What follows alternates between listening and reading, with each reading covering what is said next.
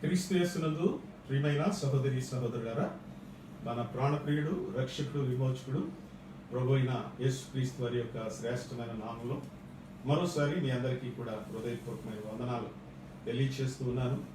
కొన్ని నెలలుగా మనం దేవుని వాక్యాన్ని ఈ ఫేస్బుక్ లైవ్ ద్వారా మనం చూస్తున్నాం. చాలా సంతోషం. మీలో అనేక మంది మాకు కామెంట్స్ ద్వారా మీరు తెలియచేస్తున్నటువంటి ఆ యొక్క మంచి మాటల కొరకై మీకు మేము కృతజ్ఞతలు తెలియచేస్తున్నాం. చాలా సంతోషం. ఈ ప్రభు దినాన్ని కూడా మనం దేవుని వాక్యం వినేటువంటి కృప దేవుడు మనందరికీ అనుగ్రహించినందుకై దేవునికి వేలాది వందనాలు, స్తోత్రాలు తెలియచేస్తున్నాం. నేనటి దినాన్న ప్రకటించినట్టుగా ఈరోజు మన వాక్య ధ్యానం పౌలు తిమోతికి వ్రాసినటువంటి మొదటి పత్రిక 2వ అధ్యాయం 4, 5, 6 వచనాలు చదువుదాం. నేటి సంఘానికి కావలసినటువంటి చాలా ప్రాముఖ్యమైన కొన్ని సత్యాలు నేను దేవుని యొక్క వాక్యంలోంచి మీతో పంచుకోవడానికి ప్రార్థనాపూర్వకంగా సిద్ధపడి ఉన్నానని మనవి చేస్తున్నాను. The book of first Timothy chapter 2 verse 4, 5, 6 4, 5, 6 వచనాలు చదివి ప్రార్థన చేస్తాను. ఆయన మనుషులందరూ రక్షణ పొంది సత్యమును గూర్చిన అనుభవ జ్ఞానం గలవారై ఉండవలనని ఇచ్చయించుచున్నాడు. దేవుడొక్కడే, దేవునికిని నరుడుకును మధ్యవర్తి ఒకడే, ఆయన క్రీస్తు యేసును నరుడు. ఈయన అందరి కొరకు విమోచన క్రయధనముగా తను తానే సమర్పించుకొనెను. దీనిని గూర్చిన సాక్ష్యము యుక్త కాలం లేదు ఇయ్యబడును. ప్రార్థన చేసుకున్నాం. ప్రేమ నమ్మకం కలిగిన ప్రియమైన పరలోకపు తండ్రి, వందనాలు, స్తోత్రాలు ప్రభువా. నీ ప్రియ కుమారుడు, మా రక్షకుడు యేసు క్రీస్తు వారి శ్రేష్టమైన నామంలో మా నిండు కృతజ్ఞతలు మీకు తెలియచేస్తున్నాం. ఇంతకాలంగా మీరు మమ్మల్ని కాపాడి కరుణించి మీ కృపలో వర్ధల చేస్తూ ఇంకా నీ వాక్యాన్ని ప్రకటించుకుని లేక వినేటువంటి అవకాశాలు మా జీవితాల్లో మీరు దయచేస్తున్నందుకై స్తుతులు ప్రభువా. ఈరోజు కూడా నీ వాక్యం వినడానికి మా ప్రియులను మమ్మలను సిద్ధపరిచారు. వందనాలు. వాక్యము నీది, మాట్లాడేవారు మీరు, ప్రజలు మీ వారు. అందుచేత మీ ప్రజల మీద ఉన్న ప్రేమ చేత మీ లేఖనాల నుంచి మీరు మాతో మాట్లాడమని వాక్యమై ఉన్న యేసుక్రీస్తు ప్రభు నామములో స్తోత్రములు చెల్లించి వేడుకొనుచున్నాము తండ్రి. ఆమేన్. ప్రభునందు ప్రియమైన దేవుని బిడ్డలారా, మనం నిన్న ప్రకటించుకున్నాం. నేడు క్రైస్తవ సంఘానికి కావలసినటువంటి అత్యవసరమైనటువంటి విషయాలు లేక సత్యాలు ఏమిటి అనేది ఈ రోజున నేను మీతో షేర్ చేసుకోవడానికి ఆశ కలిగి ఉన్నాను. దేవుని యొక్క వాక్యంలో ఇప్పుడు మనం చదువుకున్న వచనాన్ని 2 ముక్కలు మనం చేద్దాం. అందులో మొదటి మాట ఏంటంటే, ప్రభు అయిన దేవునికి ఒక కోరిక ఉందని మనకు అర్థమవుతుంది. ఆయన మనుషులందరూ రక్షణ పొంది, అది the first and foremost desire of God. దేవుని యొక్క ప్రాథమికమైనటువంటి ఆలోచన ఏంటంటే ప్రజలంతా రక్షణ పొందాలి. ఏ ప్రజలు? ప్రపంచంలో ఉన్నటువంటి ప్రజలందరూ కూడా ప్రభు అయిన యేసుక్రీస్తు వారిని సొంత రక్షకునిగా స్వీకరించాలని ఆయన కోరుచున్నాడు. అది ఆయన యొక్క ఇచ్చ అని మనం చదువుతున్నాం. చదివిన లేఖన భాగంలో ఆయన ఇచ్చయించుచున్నాడు, ఆయన కోరుచున్నాడు అనే మాట మనం చూద్దాం. దేవునికి కొన్ని కోరికలు ఉన్నాయి. అందులో ప్రధానమైనటువంటి కోరిక ఏమిటంటే ప్రజలందరూ రక్షించబడాలి. ఏ ఒక్కడు నశించిపోవడానికి ఆయనకి ఇష్టం లేదు. అందరూ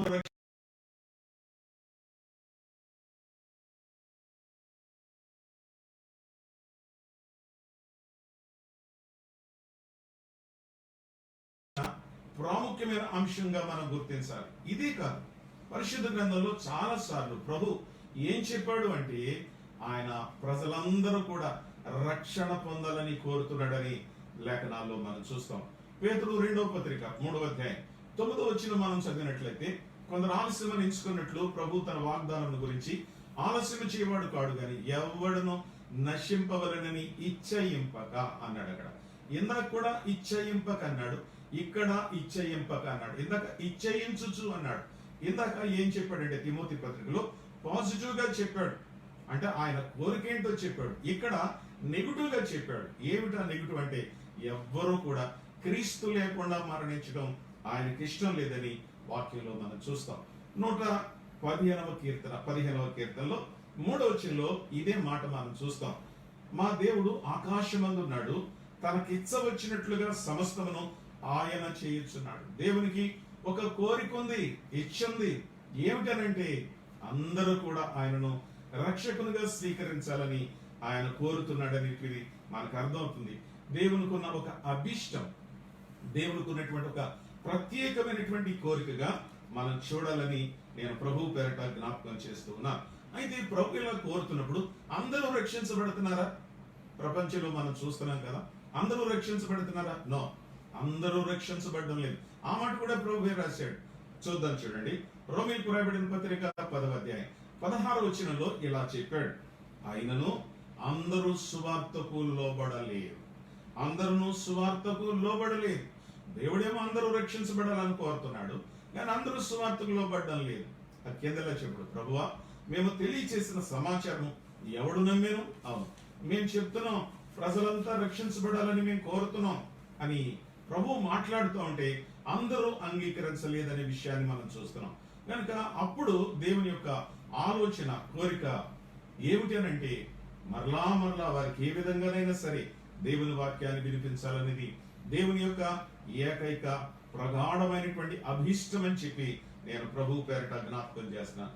మనం పాత నిబంధన గ్రంథాన్ని చదివినట్లయితే అందులో 3 ముఖ్యమైన విషయాలు మనకు కనబడతాయి.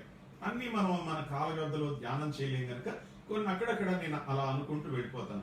దేవునికి పాత నిబంధన గ్రంథంలో ఒక కోరిక ఉంది. ఏమిటి ఆయన కోరిక? 3 వచనాల్లో మీరు తర్వాత చదువుకోండి.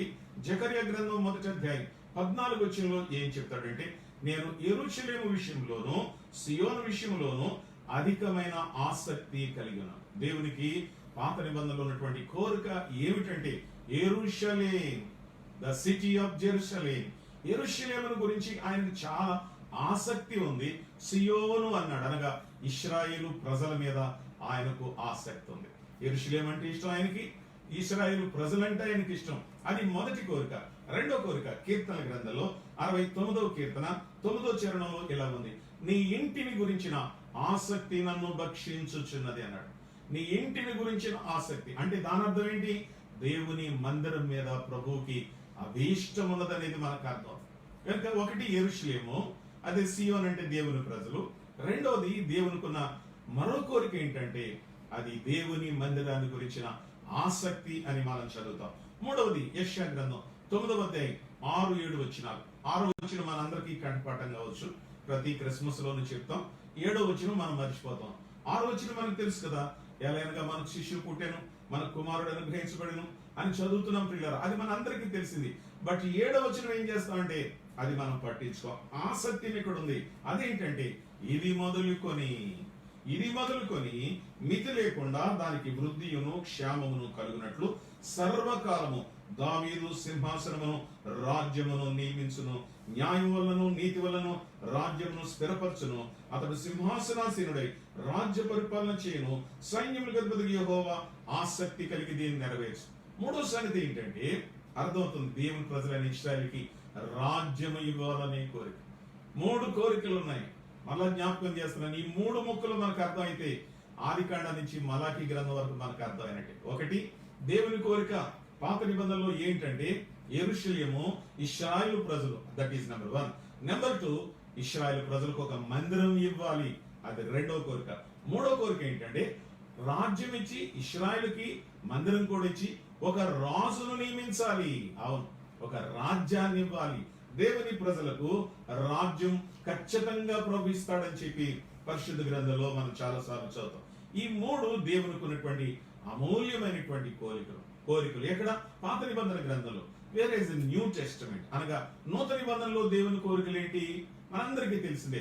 అపోస్తలుల కార్యాల గ్రంథం 17వ అధ్యాయం 31వ వచనం చదివితే, ఆ అజ్ఞాన కాలంలో దేవుడు చూచి చూడనట్టుగా ఉండను గాని ఇప్పుడైతే అంతటను అందరూ మారుమనసు పొందవలెనని మనుషులకు ఆజ్ఞాపించుచున్నాడు. ఇది నూతన నిబంధనలో దేవుని కోరిక. పాత నిబంధనలో మారుమనసు పొందాలని ఎక్కువ సార్లు మనకు కనపడదు. ఊరికే మనం అలా అడ్డం పెట్టుకుని చాలా సందేశాలు చెప్పుకుంటాం కానీ మారుమనసు పొందండి, రక్షించబడండి, ఈ సంగతులందరూ ఎక్కువ కనబడవు. మార్పు చెందండి అనే మాట ఉన్నప్పటికీ కూడా అది నిజంగా రక్షణ గురించింది కూడా కాదు.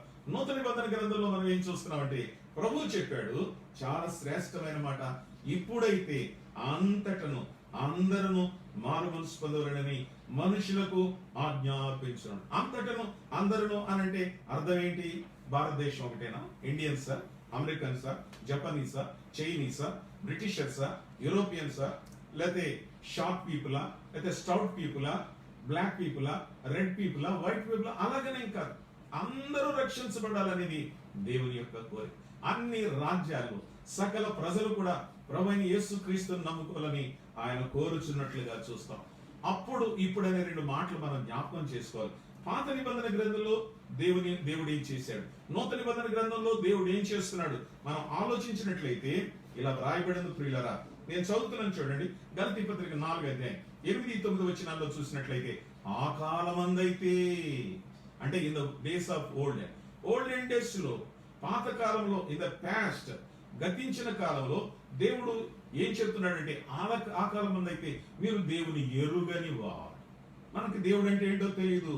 నిజముగా దేవుళ్ళు కాని వారికి దాసులై ఉన్నాం.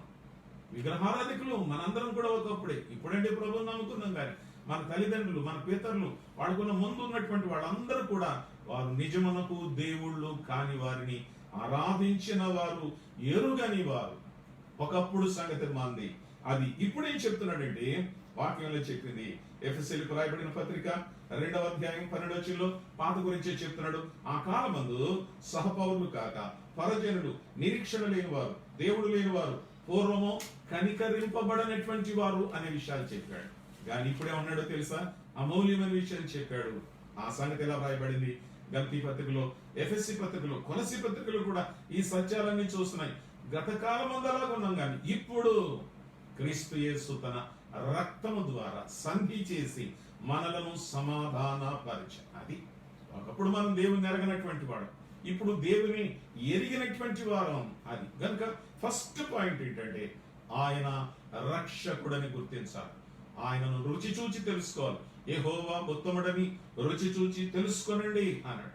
కనుక ఆయన ఎవరు, ఆయన ఏమిటో, ఈ సంగతులన్నీ కూడా మనం తెలుసుకోవాల్సినటువంటి అవసరత ఉంది. కనుక మొదటి పాయింట్ ఏంటంటే, అందరూ రక్షించబడాలని ప్రభు జ్ఞాపకం చేస్తున్నాడు. రెండో సంగతి, ఇది చాలా very very very very important thing. ఇదేమిటంటే, ఇలా చెప్పాడండి, రక్షించబడినటువంటి వారు సత్యమును గురించిన అనుభవ జ్ఞానము కలిగి ఉండాలి. అర్థమవుతుందా? సత్యమును గురించిన అనుభవ జ్ఞానము కలిగి ఉండాలి. సత్యం అంటే ఏంటి, దాని గురించిన అనుభవ జ్ఞానం అంటే ఏంటి, ఇవి మనకు తెలియాలి ప్రియుల.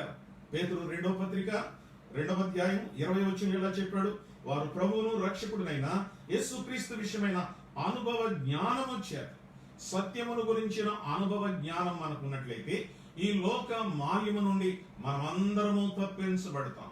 ఎలా తప్పించుకోవాలి, పాపానికి దూరంగా ఎలా జీవించాలి, ఎలా బ్రతకాలి, ఈ సత్యాలన్నీ కూడా మనకి దేవుని యొక్క వాక్యంలో స్పష్టంగా ప్రభు రాశాడండి. పేతురు 2వ పత్రికలోనే 2వ అధ్యాయంలో 21 ఒక మాట చెప్పాడు, వారు నీతి మార్గమును అనుభవపూర్వకముగా తెలుసుకోకపోతే నష్టం. అది సత్యమును గురించిన అనుభవ జ్ఞానము కలిగి ఉండాలి. వాట్ ఈస్ ట్రూత్, అది తప్పనిసరిగా మనం తెలుసుకోవాలని ప్రభు జ్ఞాపకం చేస్తున్నాడు. పౌలు గారు తిమోతికి ఉత్తరం రాస్తూ 2వ పత్రికలో 3వ అధ్యాయంలో 6-7 వచనాల్లో కొన్ని మాటలు చెప్పాడు. అది మనం చదువుకుని మన పాఠంలోకి వెళ్ళిపోదాం. 2వ పత్రిక 3వ అధ్యాయం 6-7 వచనాల్లో ఆయన చెప్పినటువంటి అతి శ్రేష్టమైన మాట ఏంటంటే, చాలా మంది దేవుని వాక్యాల గురించి వింటున్నారు కానీ వారికి సరైన అనుభవం రాలేదు అని చెప్పాడు. నేను చదువుతున్నాను 3వ అధ్యాయం 6-7 వచనాలు. పాపభరితులై నానా విధములైన దురాశల వల్ల నడిపింపబడి ఎల్లప్పుడూ నేర్చుకొనుచున్నాను సత్య విషయమైన అనుభవ జ్ఞానం ఎప్పుడూ పొందలేని అవివేక స్త్రీల యొక్క ఇండ్లలో. ఏమిటి దీని అర్థం?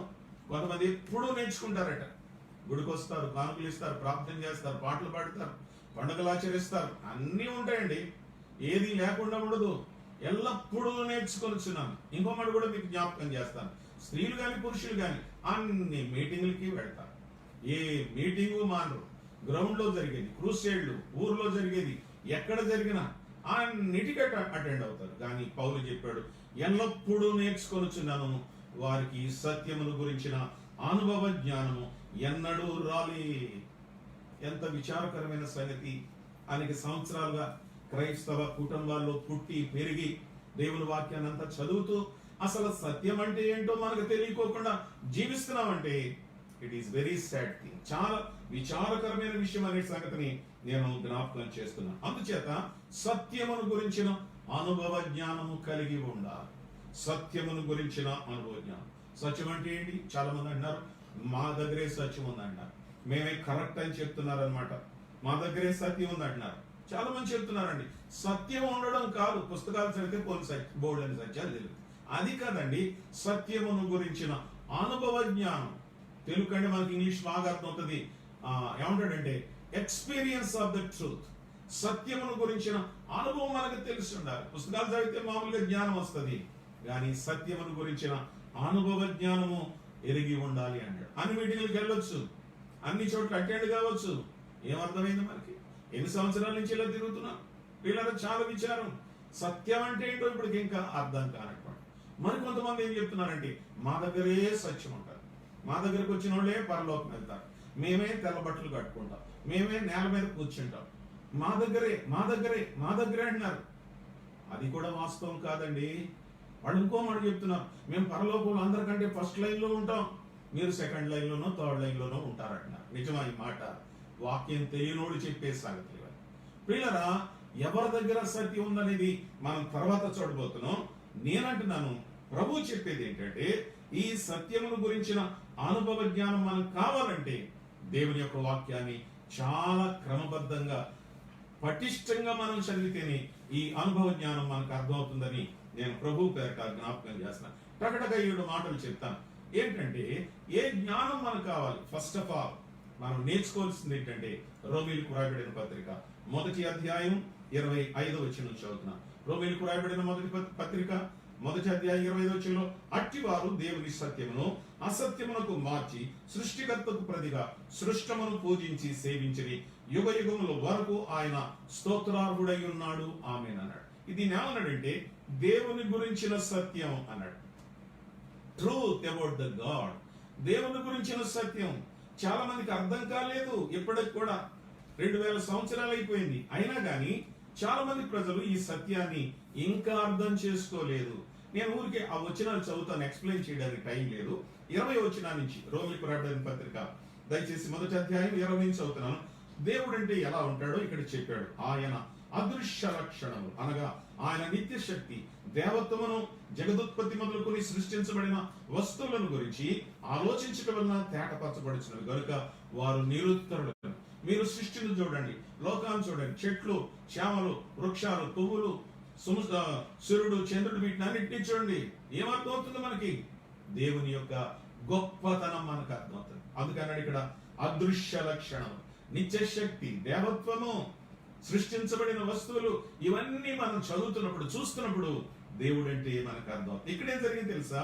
ఇలాంటి సంగతులు వారు ఎరిగి దేవుని నెరిగి ఆయనను దేవునిగా మహింపరచలేదు, కృతజ్ఞతాస్తుతులు చెల్లింపలేదు, గాని తమ వాదముల యందు వ్యర్థులైరి వారి అవివేక హృదయం అంధకారమైన తాము జ్ఞానులమని చెప్పుకొని బుద్ధిహీనులైరి వారు అక్షయుడు దేవుని మహిమను క్షయముకు మనుషుల యొక్క, పక్షుల యొక్క, చతుష్పద జంతువుల యొక్క, పురుగుల యొక్క ప్రతిమా స్వరూపములకు మార్చిరి. ఈ హేతువు చేత వారు తమ హృదయముల దురాశను అనుసరించి తమ శరీరములను పరస్పరము అవమానపరుచుకున్నట్లు దేవుడు వారిని అపవిత్రకు అప్పగించాను. వై? బికాస్ అట్టివారు దేవుని సత్యమును అసత్యానికి మార్చేశారు. అందుచేత అసలు సంఘములో చేర్చబడినటువంటి విశ్వాసులకు మొట్టమొదట అర్థం కావలసిన సంగతి ఏంటంటే దేవుడంటే ఏంటో అర్థం కావాలి. ఆయన ఎలాంటి వాడు? లోకస్తులకు అర్థం కాలేదంటే వేరే సంగతి ప్రియులారా.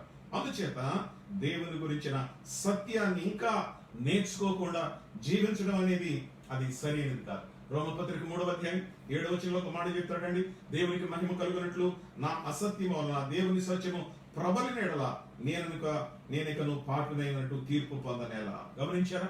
మనం ఏదో చేసి ఇదే సత్యమని దేవుడు మనల్ని అంగీకరిస్తున్నాడని అనుకుంటే అది చాలా అవమానకరమైన సంగతి, అర్థం కాని సంగతి అని జ్ఞాపకం చేస్తాం. దేవుని గురించిన సత్యం మనకు అర్థం కాదు.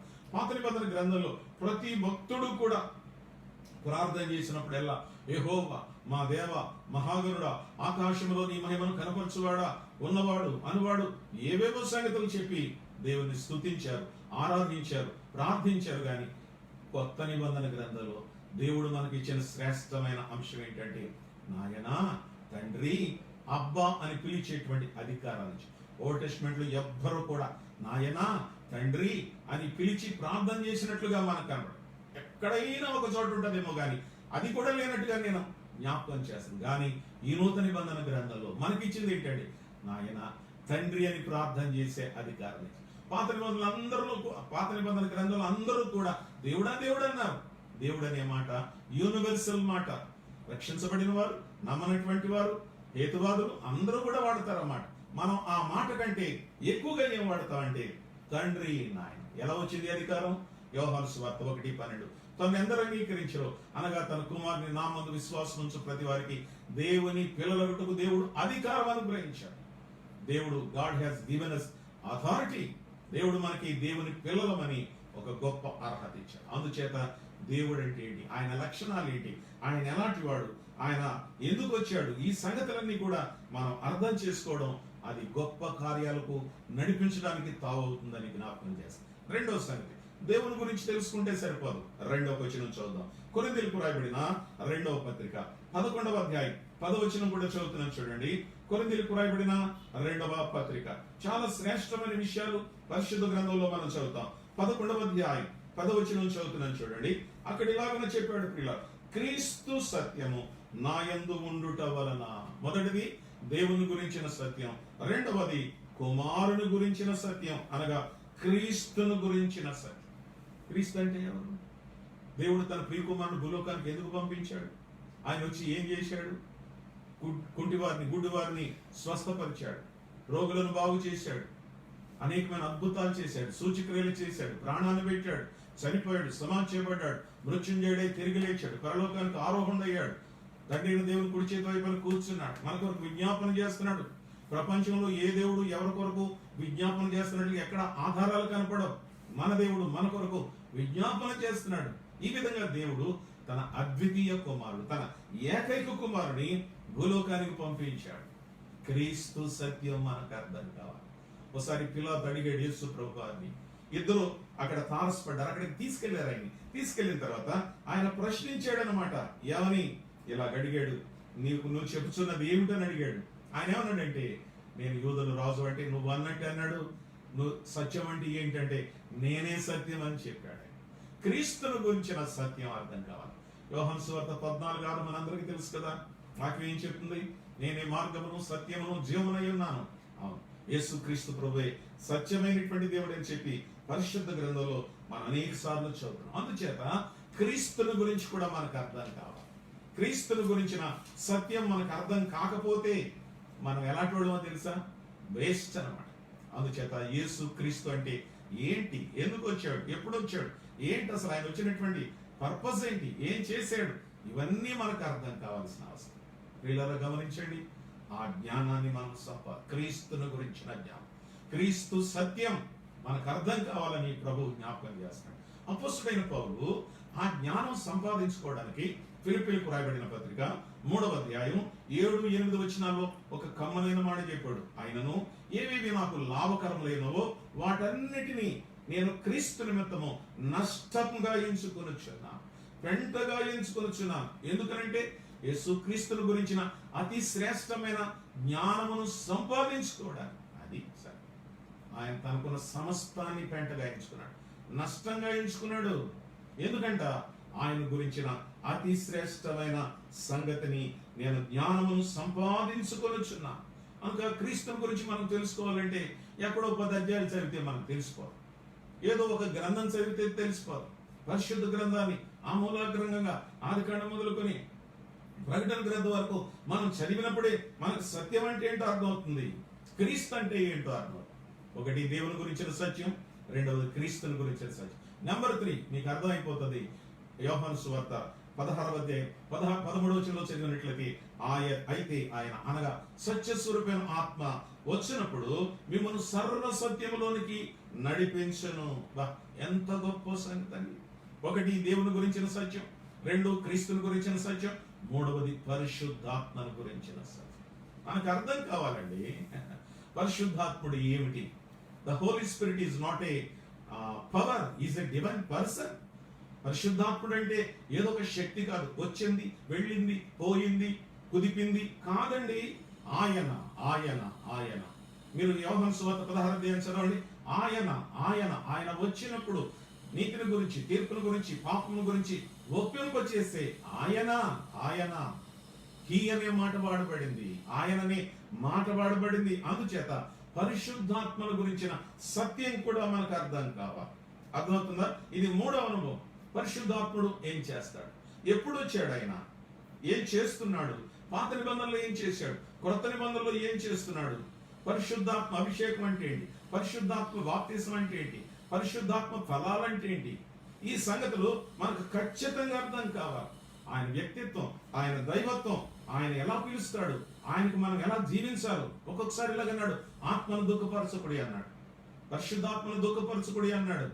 ఇలాంటి మాటలు మనకు ఎన్నో చెప్పాడు. ఇంకో చోట ఆత్మను ఆర్పకుడు అన్నాడు, పరిశుద్ధాత్మను దుఃఖపరచకుడు అన్నాడు. ఈ సంగతులన్నీ మనకు అర్థం కావాలి. పరిశుద్ధాత్మ సత్యం కూడా తెలియదు. కొంతమంది పరిశుద్ధాత్మ గురించి క్లాసులు పెట్టి నానా హైరాణ చేసి ఏంటేంటో చెప్తున్నారు. ఎవరో చేతులు ఎత్తే పరిశుద్ధ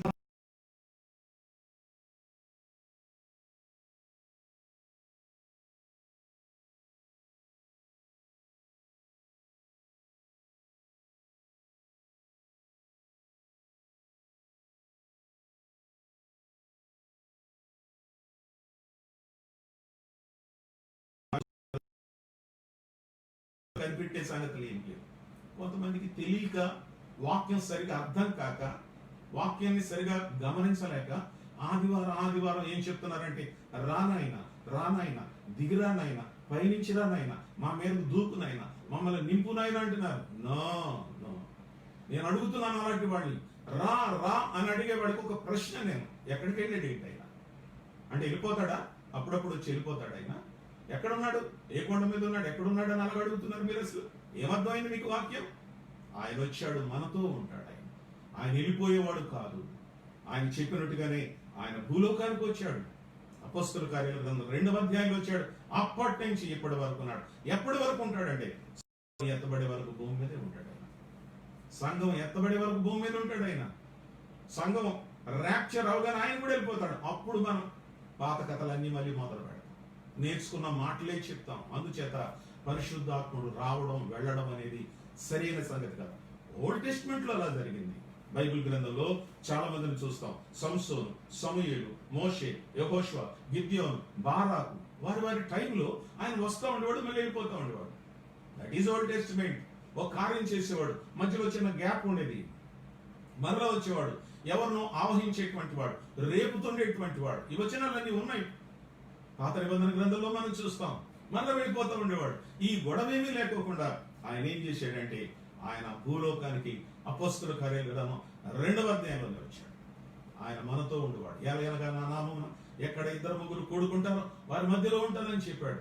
ఇంకో మాట అసలు బాగా అర్థం చేసుకోవాల్సింది ఏంటంటే, ఏదో పొందడం రావడం అని చెప్పేవాడికి ఒక ప్రాముఖ్యమైన ప్రశ్న ఏంటంటే, మీరు దేవుని ఆలయమై ఉన్నారని, దేవుని ఆత్మ మీలో నివసిస్తున్నాడని మీరు ఎరగరా?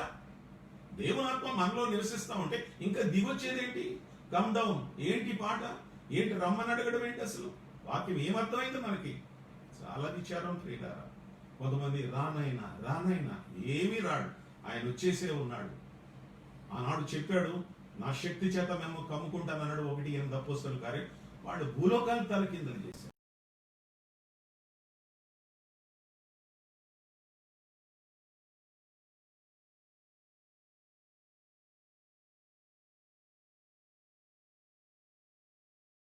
మీద ఒక పేషెంట్ పెడితే వెంటిలేటర్, ఆక్సిజన్, ఆ తర్వాత ఇంకా ఇవన్నీ పెట్టినప్పుడు వాడు వెంటిలేటర్స్ మీద అలా ఊగుతూ ఉంటాడు అనమాట. దగ్గరికి వెళ్తే అలా చూస్తాడనమాట.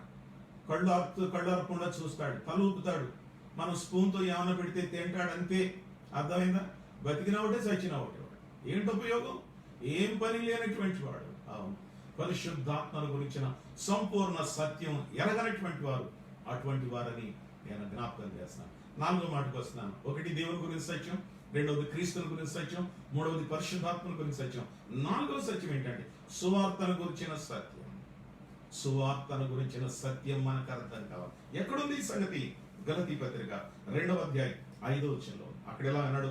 సువార్త సత్యము మీ మధ్యన నిలుచున్నట్లు అన్నాడు. The truth of the gospel might continue with you. మీలో నిలుచున్నట్లుగా సువార్త సత్యం అనే మాట చెప్పాడు. కొలసి 1:15లో మీ యొద్దకు వచ్చిన సువార్త సత్యమును గురించిన బోధ. We must understand the gospel of the gospel. సువార్త మనకు అర్థం కావాలి. యేసు ప్రభు ఏం సువార్త చెప్పాడు? మార్కు సువార్త 1:14 ఏం చెప్పాడు? పరలోక రాజ్యం సమీపించింది, మారుమనసు పొంది సువార్తను నమ్ముడని చెప్పాడు. అర్థమైందా? ఆ మాట చెప్పాడు ఆయన. ఇప్పుడు మనకేం చెప్తున్నాడు? మనం ఏం చెప్పాలి లోకానికి? కొరింథీ మొదటి పత్రిక 15వ అధ్యాయం 3-4 వచనాల్లో ఉంది. లేఖనముల ప్రకారం క్రీస్తు మృతి పొందెను, ఆయన సమాధి చేయబడ్డాడు, ఆయన తిరిగి లేచాను, పరలోకములకు ఆరోహణమాయను. ఇది సువార్త. ఇప్పుడు రోజున మనం చెప్పాల్సిన సువార్త. మా చిన్నప్పుడు టీవీలు లేవు. ఎక్కడైనా వార్తలు వినాలనుకుంటే ఆ ఇంటి దగ్గరికి వెళ్ళి అరుగుల మీద కూర్చుని టీవీ వినేవాడు. వాడు ఎప్పుడు మంచి వార్తలు వచ్చాయి కదా. అక్కడ టీవీలో వచ్చే వార్తలన్నీ మంచివి కాదు. సువార్త అంటే దేవుడి గురించి చెప్పేది, దేవుడు చెప్పేది. అది మనకు అర్థం కాదు. దేవుడి గురించి చెప్పేది సువార్త, దేవుడు చెప్పేది సువార్త. పాత నిబంధనలో ఆయన సువార్త చెప్పాడు. కొంచెం మర్మంగా ఉంటది, అయినా మీకు అలాగా అనుకుంటా వెళ్ళిపోతాం. ఆదాముకు చెప్పాడు సువార్త. ఏమని? తింటే చేస్తారా అన్నాడు. అన్నాడు లేదా? తింటే చేస్తారన్నాడు. నూతన నిబంధన గ్రంథంలో మీరు గమనించినట్లయితే ప్రకటన గ్రంథం 22:17 కొత్త సువార్త చెప్పాడు. అక్కడేమంటే తెలుసా? పాత నిబంధనలో తింటే చేస్తారన్నాడు. ప్రకటన గ్రంథం 22:17 తాగితే బతుకుతారన్నాడు. ఏం తాగితే? చాలా మందికి అనుమానంగా ఉంటుంది. జీవజలమును తాగితే. యేసుక్రీస్తు జీవజలం. రండి, ఉచితంగా నా దగ్గరకు రండి, దప్పికొన్న వారిని నేను ఆహ్వానిస్తున్నాను. ఆ సువార్త చెప్పాడు. ఆది కాండం మొదలుకొని ప్రకటన గ్రంథం వరకు సువార్త మాటలు కనబడతానే ఉన్నాయి. చాలా మందికి చెప్పాడు. ఒకళ్ళిద్దరిని జ్ఞాపకం చేస్తాను. ఇంకో మాట, నోవహుకు సువార్త చెప్పాడు. నోవహుకి ఏం చెప్పాడు? ఓడలోనికి రండి అన్నాడు. That is a good news. లోతుకు సువార్త చెప్పాడు. వెనక్కి తిరిగి చూడొద్దు, ఉప్పు స్తంభం అవుతారు అన్నాడు. That is God also gospel. అబ్రహాముకు సువార్త చెప్పాడు. ఏమన్నాడు తెలుసా? నువ్వు ఊరని గ్రామాన్ని విడిచి నేను చూపించే దేశానికి రమ్మన్నాడు. That is a good news. మోషేకు సువార్త చెప్పాడు. ఏమన్నాడు తెలుసా? గొర్రె పిల్లని తీసుకో, వధించు, రక్తం తీసుకో, నిలువు ద్వారబంధాలకి పై అడ్డకమికి రాయి, అందులో ఉన్న వాళ్ళంతా బ్రతుకుతారని చెప్పాడు. దట్ ఈస్ ఆల్సో గాస్పెల్ అండి. యోనాకు సువార్త చెప్పాడు. యోనా 40 రోజులకి ఖచ్చితంగా నినివేనంత నాశనం చేస్తానని చెప్పాడు. ఇదండి సువార్త అండి. ప్రియులారా, పాత నిబంధనలో ప్రభు సువార్త చెప్పాడు. కొంచెం అది మర్మంగా ఉంది. నూతన నిబంధనలో డైరెక్ట్ గా చెప్పాడు. గనుక మనకి సువార్తను గురించిన సత్యం స్పష్టంగా అర్థం కావాలని దేవుని వాక్యంలో మనం చూస్తాం. ప్రభు చెప్పినదేమో మారు మనసు పొందాడు. మనం చెప్పాల్సిందేమో కొరింథీ మొదటి పత్రిక 15:3-4 వచనాలు. లేఖనముల ప్రకారం క్రీస్తు మృతి పొందెను, సమాధి చేయబడెను, ఆయన తిరిగి లేచెను, 3వ దినమున లేపబడెను. ఇది నిజమైనటువంటి సువార్త అని చెప్పి మనం జ్ఞాపకం చేస్తాం. రేపు సంఘం ఎత్తబడిన తర్వాత కూడా సువార్త ఉంటారు. అనుమానం ఉంది కదా మీకు? మత్తయి సువార్త 24:14 చదువుకోండి. అది ర్యాప్చర్ గురించినటువంటి అధ్యాయం.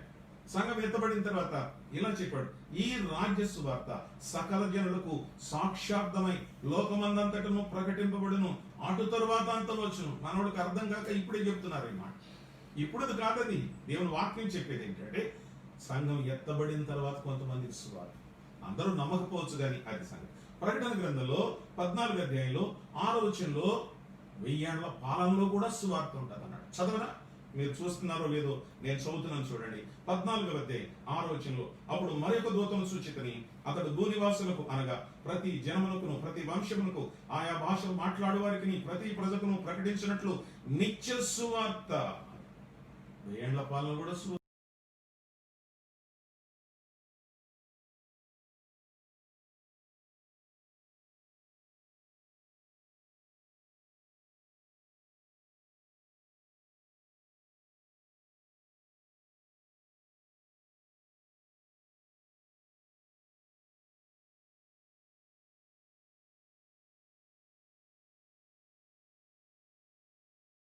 సువార్త కాక మరొక సువార్త ఎవడైనా ప్రకటిస్తే అతడు శాపగ్రస్తుడు. మేము చెప్పినటువంటి ఆత్మ కాక మరొక ఆత్మల గురించి ప్రకటిస్తే 3 మాటలు చెప్తాడు. మరొక యేసు, మరొక సువార్త, మరొక ఆత్మ. నేటి ప్రపంచం ఏం చెప్తుందంటే చెప్తుంది. పెద్ద పెద్ద మీటింగ్ జరుగుతున్నాయి, వేల మందిని సమీకరిస్తున్నారు, కిరాయిలు ఇస్తున్నారు, వాటి మీద వీటి మీద తీసుకొస్తున్నారు, పాడి ఏమేమో చేసి ఆఖరణ ఏదో చిన్న స్టోరీ చెప్పి సువార్త లేకపోకుండా యేసు ప్రభువుని నమ్మండి, నమ్మకపోతే మీరు నరకానికి వెళ్తారని చెప్పేటువంటి వాళ్ళు చాలా తక్కువ ఉన్నారు. Prosperity gospel. ఏం చేస్తున్నారంటే దేవుని దగ్గరికి వస్తే మీకు అది జరుగుద్ది, ఇది జరుగుద్ది, ఈ మాటలు చెప్తున్నారు తప్ప పాపి రక్షించబడే మాటలు చాలా తక్కువ. పిల్లల సువార్తను గురించిన సత్యం. 5వది వాక్యం చెప్పింది, మనం చూడక్కర్లేదు. తిమోతి మొదటి పత్రిక 3:15 ఆయనను నేను ఆలస్యం చేసినట్లుగా దేవుని మందిరములో, జీవగల దేవుని మందిరములో జనులు ఎలాగో ప్రవర్తించవల్లో అది నీకు తెలియబడవలని ఈ సంగతులను నీకు రాయిచున్నా. సంఘ సత్యం. 1 దేవుని గురించిన సత్యం, 2 క్రీస్తుని గురించిన సత్యం, 3 పరిశుద్ధాత్మ గురించిన సత్యం, 4వ సంగతి సువార్తను గురించిన సత్యం, 5వది సంఘ సత్యం అర్థం కావాలి. సంఘం అంటే ఏంటి అసలు? మనం వెళ్ళడం, తలుపులు తీసుకోవడం, 2 పాటలు పాడుకోవడం, కేకలేయడం, ఏదో కథలు చెప్పడం, చందా పట్టుకోవడం, ఇంటికి వెళ్ళిపోవడం. ఆ సంఘం అంటే? సంఘంలో ఏమేమి ఉండాలని చెప్తున్నాడు? మీకు సంఘాల గురించిన సత్యం అర్థం కావాలంటే అపోస్తలుల కార్యాలు మొదలుకొని ప్రకటన గ్రంథం వరకు చదవాలి. అక్కడ అర్థం అవుతుంది ఈ సంగతి. అర్థమైందా? గోడ కట్టాలేనండి, ఆదికాండ గ్రంథం 6వ అధ్యాయం 7వ అధ్యాయం చదవాలి. నాకు చెప్పాడు. మందసం కట్టాలంటే నిర్గమాకాండ గ్రంథాన్ని చదవాలి. ఎలా కట్టాలో అక్కడ చెప్పాడు. మందిరం కట్టాలంటే దినవృత్తాంతాలు, రాజుల గ్రంథాలు చదవాలి. సులభం ఎలా కట్టాడో అక్కడ అర్థం అవుతుంది. ఏ విషయానికి అక్కడే మనం చదవాలి. గమనించండి, సంఘం అనే కాన్సెప్ట్ ఈ రోజుల్లో చాలా మందికి అర్థం కాదు. సంఘంలో పెద్దలు ఉంటారు, పరిచారకులు ఉంటారు, అర్థమైందా? అధ్యక్షులు ఉంటారు, పెద్దలు ఉంటారు. ఒకళ్ళ మీద ఇద్దరి మీద నడిస్తే సంఘం కాదది. వాళ్ళకి వాళ్ళు అన్ని చేసేసుకుంటే దాన్ని సంఘం అంటారు. దాన్ని వన్ మ్యాన్ షో అంటారు. దాన్ని సంఘంలో పెద్దలు ఉంటారు, పెద్దల కమిటీ ఉంటుంది, మీటింగ్లు ఉంటాయి, కౌన్సిల్ ఉంటుంది, పరిచారకులు ఉంటారు. ఒక్కొక్కరికి ఒక బాధ్యత అప్పగిస్తారు. ఎవరికి ఏం అప్పగించుకోకుండా ఒకళ్ళు అన్ని చేసేసుకోరు. అది సంఘం ఎలాగవుతుందండి? అది కాదు. ఈ సత్యం చాలా మందికి అర్థం కాలేదు. మరి కొంతమంది అనుకున్నారు, మా నాన్నోడు, మా తాతోడు, మా ముత్తాతలు అందరూ అక్కడికి వెళ్ళారు సార్, మేము కూడా అక్కడికి వెళ్తాం. వెళ్తారా? ఇంకా అక్కడ సత్యం ఉందో లేదు ఏం తెలుసుకోక్కర్లేదా? అంటే మా నోళ్ళు వెళ్ళారని మనం వెళ్ళమేనా అక్కడికి? అక్కడ సత్యం ఉందా? పెద్దలు ఉన్నారా? పరిచారకులు ఉన్నారా? వాక్య కూడిక ఉందా? విజ్ఞాపన కూడిక ఉందా? ప్రార్థన కూడిక ఉందా? పండుగలు ఉంటే ఉండొచ్చు. ఇవేమీ అక్కర్లేదు కొంతమంది మనుషులకి. ఏం కావాలంటే ఏదో గుడికి వెళ్ళామా, వచ్చామా. చాలా విచారం అండి. హాస్పిటల్స్ అన్ని ఒకటి కాదండి. పిఎంపి డాక్టర్ ఉంటాడు, ఆర్ఎంపి డాక్టర్ ఉంటాడు, అర్థమవుతుందా? ఎంబీబీఎస్ డాక్టర్ ఉంటాడు. గవర్నమెంట్ హాస్పిటల్స్ ఉంటాయి, మిషన్ హాస్పిటల్స్ ఉంటాయి, కార్పొరేట్ హాస్పిటల్స్ ఉంటాయి. హాస్పిటల్స్ అన్ని ఒకటి కాదు, సంఘాలన్నీ ఒకటి కాదు. చాలా బాగా జ్ఞాపకం చేసుకోవాలి. ఎక్కడికో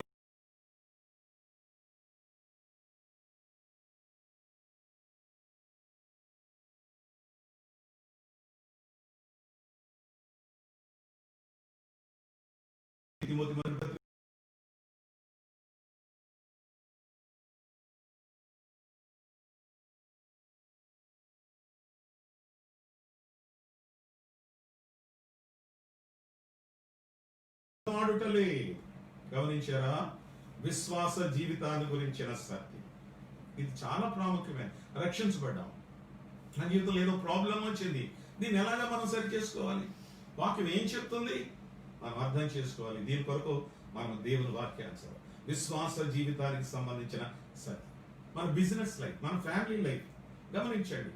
ఆ తర్వాత మన జాబ్ లైఫ్, అన్నిటిలో కూడా మనం ఎలా జీవించాలి అనేటువంటి సత్యం మనకి ఎక్కడ అర్థం అవుతుందంటే దేవుని వాక్యంలోనే అర్థం అవుతుంది. కౌన్సిలింగ్ సెంటర్స్ ఉంటాయి, మనం అక్కడికి వెళ్ళాలి, చూయించుకోవాలి, వాడు మనతో మాట్లాడాలి. కొంతమంది మన దగ్గరికి సందేహాలు పట్టుకుని వస్తారు. ఒక ఆయన ఎలా ఫోన్ చేశాడు, నేను నా భార్య కొడుకు వాళ్ళు ఉన్నాం సార్, నేను ఉద్యోగం చేశాను, నా భార్య కూడా ఉద్యోగం చేసింది, మేము అంతా హ్యాపీగా ఉన్నాం. కానీ ఏం జరిగింది తెలుసా? ముందు నా భార్య చనిపోయింది, సంవత్సరం అయిపోయింది, నేను కూడా రిటైర్ అయిపోయాను, బాగానే ఉంది. నా కుమారుడు వాళ్ళు నన్ను ఇలాగన్నారు, నాన్నగారు మా దగ్గర ఉంటే మీకు కుదరదు, సదుపాయాలని బాగుండవు, కనుక మీరు వృద్ధాశ్రమానికి వెళ్ళండి, ఓల్డ్ ఏజ్ హోమ్కి వెళ్ళిపోండి, మీరు అక్కడ ఉంటే మంచిది, మీకు కావాలంటే డబ్బులు పంపిస్తాం. ఆ తండ్రి ఏం చేయమంటారు సార్? ఇప్పుడు వాట్ షల్ ఐ డు? నేను ఏం చేయాలి ఇప్పుడు? ఎలాగ దీన్ని అర్థం చేసుకోవాలి?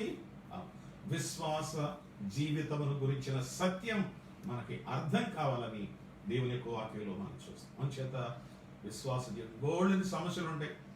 ఒక్కొక్క దాని మీద ఒక్కొక్క గంట నేను మాట్లాడగలను, కానీ సమయం లేదు. చివరిది బైబిల్లో చెప్పింది, యోహాను సువార్త 17వ అధ్యాయం 17వ వచనం చదువుతా ఉంటే ఇలాగన్నాడు, సత్యమందు వారిని ప్రతిష్ఠ చేయము, నీ వాక్యమే సత్యం.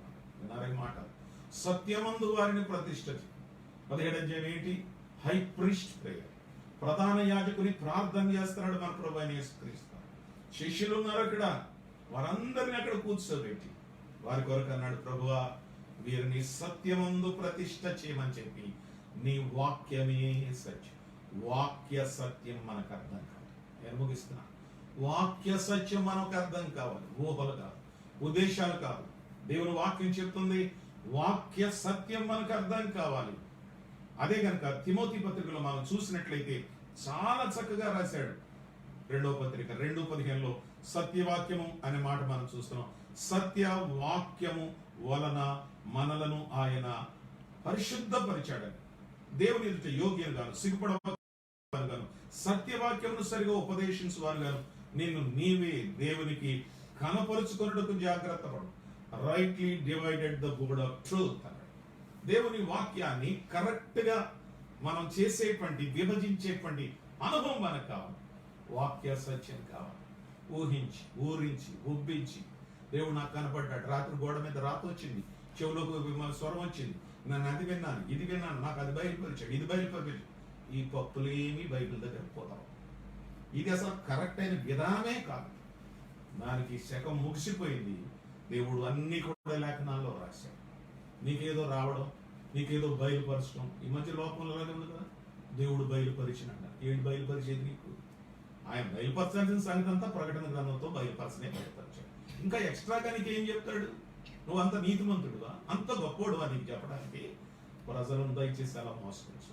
చివరి మాట చదువుతున్నా. యాకోబు పత్రిక 1:18 ఉంది, ఆయన తాను సృష్టించిన వాటిలో మనము ప్రథమ ఫలముగా ఉండునట్లు సత్య వాక్యము వలన మనలను తన సంకల్పము ప్రకారము కనెను. జాగ్రత్త. యేసు ప్రభువు మనల్ని ఎలా కన్నాడని చెప్తున్నాడంటే వాక్యము వలన, అది కూడా సత్యవాక్యము వలన. అందుచేత సత్యవాక్యాన్ని సరిగా మనం అర్థం చేసుకోవాలి. గ్రంథాలన్నీ చదవాలి. ఏదో ఒక తెరిచి అక్కడొక మాట ఇక్కడొక మాట, ఓ క్రమం లేకోకుండా ఏదో పుస్తకం చదివేసి అలా చేసేయడం సరైన విధానం కాదు. అది కరెక్ట్ గా చదవాలి. లోక జ్ఞానం అంతా, ఆత్మ సంబంధమైన జ్ఞానం, భౌతికమైన జ్ఞానం సమస్తాన్ని కూడా ప్రభు అందులో పెట్టాడు. నేను ముగిస్తున్నాను. నువ్వు మార్మన్స్ పొందకపోతే మార్మన్స్ పొందాలని దేవుని ఆలోచన.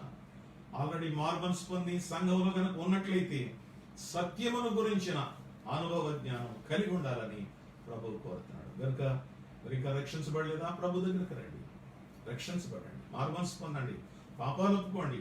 కలువరి శిలువలో నీ కోసం చనిపోయిన యేసు క్రీస్తు యొక్క